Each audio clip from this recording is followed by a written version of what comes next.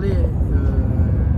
Déjà, je vais remercier tous les amis, tous les gens qui ont commandé le livre de mon père que l'on a fait, moi et Yvan, et mon père forcément, où il y a des bonnes critiques, les gens en ressortent avec des bonnes informations et un beau message sur la vie. Comme mon père a essayé inconsciemment de le passer, ce message.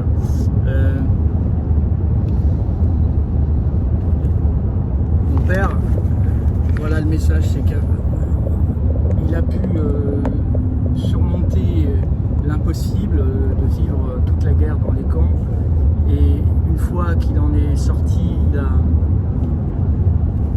il s'est marié, bien sûr. Il s'est marié pour les meilleurs et pour le pire. Quelque chose qui n'existe plus vraiment aujourd'hui, vu ce qu'on voit aujourd'hui, c'est de créer une famille et d'y croire et d'envoyer tout l'amour pour sa famille. Il a eu 7 enfants, dont moi, le petit dernier. Il nous a offert un bois pour nous faire connaître la nature. Il avait en lui l'essentiel, l'essence du ciel, comme il disait toujours, d'être dans l'essentiel et de comprendre qu'on a 30 000 jours à vivre sur Terre, il vaut mieux bien les vivre.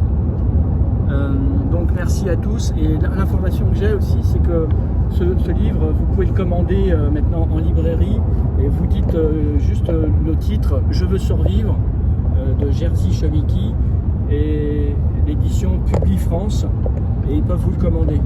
Voilà. Ou alors vous faites comme certains l'ont fait, vous m'envoyez un SMS 06 18 83 15 47, 06 18 83 15 47 et je pourrai vous l'envoyer. Vous me donnerez votre adresse, bien sûr. Tout ça pour un préliminaire à parler d'un projet que j'ai, peut-être, tant que j'avais pas sorti ce livre de mon père qui a souffert dans les camps, je n'arrivais pas à m'occuper de moi. Et c'est pour ça que j'ai ce côté un peu christique aussi, parce que en fait, le côté Jésus, on peut l'obtenir que quand on est humble en général, parce que en fait, c'est quand on comprendra que quand on lâche son ego, on peut rencontrer Dieu, on comprendra tout. C'est-à-dire lâcher son ego, c'est dans l'amour. C'est tout bête. L'amour, c'est une énergie puissante et elle existe que si, comme je disais tout à l'heure, on aide son prochain et on s'oublie un peu. Alors, malgré tout, j'ai une demande, je demande d'écrire un peu un livre sur moi et sur Jésus Gilet jaune, etc. Donc j'ai commencé à le faire et je peux vous lire 2-3 lignes pour voilà, motiver moi peut-être ou pas à faire ce livre. Je vous en dis quelques brides. Donc l'histoire de François, moi, avait en lui un peu un idéal depuis son enfance, qui fait qu'il a protégé cet idéal, qui protégeait ce monde qu'il avait en lui, qui n'existe pas encore, mais qui doit exister. La foi un peu que j'ai d'être dans les rues avec les gilets jaunes depuis toutes ces années sont inconsciemment liées à ça. Un idéal qui a donné à ma vie un message, que rien n'est impossible. Rien n'est impossible et tout est réalisable si on s'en donne le courage et le travail. Le mot travail n'a jamais pour moi résonné comme une labeur, mais au contraire, un plaisir. Et moi, je voulais faire de la musique, mais mon père ne pouvait pas me payer de piano, alors je me suis mis au dessin, parce que ça coûte pas cher, un papier, une feuille de papier et un crayon et de la peinture. Et depuis, en fait, depuis la maternelle, je sentais que j'avais un petit don, c'est-à-dire par rapport à d'autres élèves, je dessinais déjà des contours sur les mains, je dessinais des maisons en perspective, et les maîtresses étaient assez étonnées, puis elles me motivaient inconsciemment à rentrer dans cette passion et que j'ai gardé toute ma vie jusqu'à en faire mon métier. Alors, d'avoir fait ce travail dans le dessin a fait que j'ai pu en partant de rien, finalement, rencontrer des gens dans un métier où je faisais des pochettes de disques pour les chanteurs, comme j'avais déjà expliqué avec Rémi. J'avais travaillé dans la presse en étant le premier infographiste à Paris, puisque j'avais réussi à travailler sur les premiers ordinateurs. Je suis un peu voyant, en fait, j'ai l'intuition de sentir ce qui arrive. J'ai travaillé sur le premier ordinateur à Paris qui a fait que j'ai pu mettre en pratique mon style, parce qu'en fait un ordinateur pour moi n'est qu'une feuille pour faire un style et pratiquer mon art et avoir pu vendre mon travail tout d'abord au Nouvel Observateur qui a adoré mon travail, qui m'a gardé pas mal d'années en freelance, et après le Figaro et Paris Match. Donc c'est quand même des grandes coutures qui m'ont fait connaître un système et savoir l'envers du décor un peu de ce que l'on critique. Il faut d'abord savoir quoi on critique et qui gouverne, et savoir que la presse, le fameux show business et tout ce qui gravite autour sont quand même à la source du pouvoir, et j'ai eu l'honneur, grâce à Dieu, de les rencontrer. Ce que je disais tout à l'heure, c'est que j'avais rencontré Régine et son mari Roger Choucroune, que je respecte beaucoup. J'étais à l'enterrement de Régine l'autre fois et j'ai rencontré Roger Choucroune, que je respecte beaucoup. Il a été un producteur qui a aidé beaucoup d'artistes, et il était marié. On avait sympathisé. J'allais souvent à Saint-Tropez chez eux, et je jouais tout à l'heure avec Rémi. Si vous êtes abonné, vous pouvez voir la belle vidéo qu'il a faite sur Fontainebleau, où on voit les rois en train de jouer au jeu de paume. Moi, un moment, je jouais un peu au jeu de paume de notre époque, au tennis, et j'allais à Saint-Tropez jouer au tennis. Voilà. Je prenais ma moto, je laissais ma moto à la gare et je prenais l'avion, et presque tous les week-ends, je descendais là-bas. C'est une histoire d'organisation, c'est possible.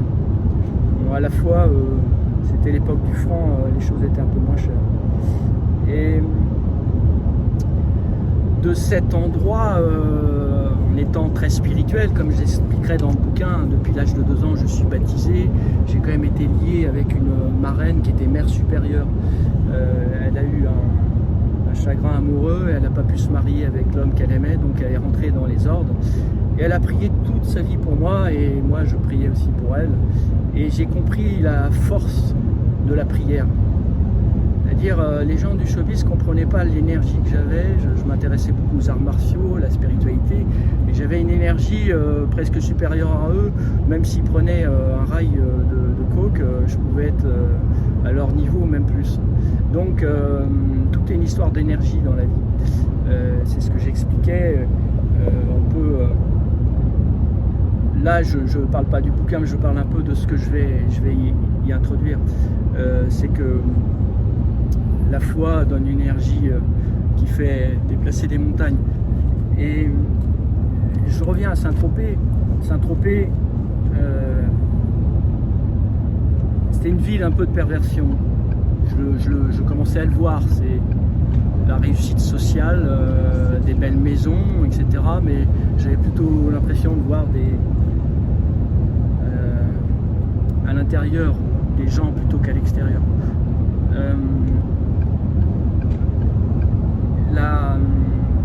Les gens que j'ai croisés, des stars, m'ont fait connaître une masseuse à Saint-Tropez qui a un cabinet sur le port. J'allais souvent la voir. J'ai beaucoup appris en fait de techniques de massage et même de guérison. Et elle m'a fait connaître une personne qui venait souvent voir Régine pour nettoyer ces endroits, qui est alchimiste et qui est radiesthésiste. Tous ces stars en fait sont très spirituels, ils se passionnent, ils font venir les meilleurs. C'est des gens qui viennent nettoyer des endroits pour que tout soit fluide et que les affaires marchent finalement. Et j'ai sympathisé avec cette radiesthésiste qui avait soi-disant une grande école dans les Vosges, où un grand maître faisait des cours qui existaient à l'époque des Romains, où dans cette école il y avait des vestales et des chevaliers. Vestales, ça veut dire des femmes vierges même à 30 ans, qui représentent la pureté maximum, et pareil pour le chevalier. Les choses qui n'existent plus aujourd'hui, mais qui étaient en retrait, qui sont considérées comme sectes à l'époque par rapport au système, puisque ce n'est pas inclus dans le système. Je ne dis pas secte, mais secte, ça veut dire enseignement secret. Et j'ai voulu rencontrer ces gens, et en fait, ils faisaient des cours de danse et d'art magistral. Moi qui faisais des cours d'arts martiaux, à haut niveau déjà, j'ai pu comparer l'art magistral. C'était des arts un peu comme l'aïkido, mais un peu au-dessus, où tu comprends qu'un coup de poing dans la direction de l'est ou de l'ouest est plus fort que dans la direction du nord, etc. C'est lié sur... j'ai pas le droit de dire tous ces secrets, mais enfin voilà, c'est un peu ça. Et ça vous donne des secrets sur des choses qui nous dépassent. Et ces personnes, j'ai réussi à les faire venir à Saint-Tropez. Ils faisaient des danses qui donnent de l'énergie au public. Souvent, ce que je critique dans l'art, c'est que l'artiste, même l'artiste moderne, lance un peu ses problèmes dans la toile et puis donne ses problèmes aux autres.